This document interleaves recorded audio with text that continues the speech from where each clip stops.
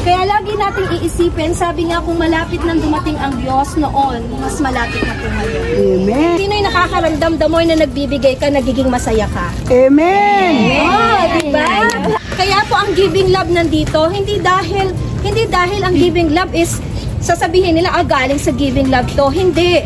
Kasi dala nila ang gawain ito, doing good works, dahil gusto nila maraming tao ang makakilala sa Panginoon. Amen. Kaya tayo tumutulong, kaya tayo nagbibigay, kaya natin ginagawa lahat ng to kasi gusto natin ang tao makunik sa puso ng Lord.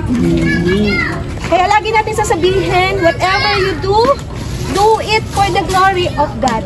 Amen ba? Palakpakan natin ang Lord. Yan. Nag-usap kami.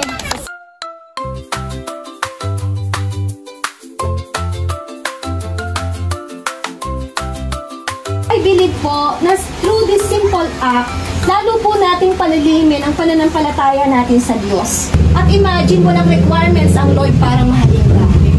Hindi sa maganda ka, ito lang mamahalin ko. Mayaman to, ito lang mamahalin ko. Walang requirements ang Lord.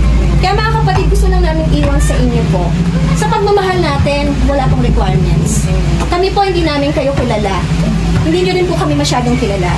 Pero ang nagmo-motivate sa amin, sa puso namin, nagbibigay po dahil masaya yung puso, dahil mahal namin kahit sino. You all the glory, Lord, all the praises. In His we pray. Amen.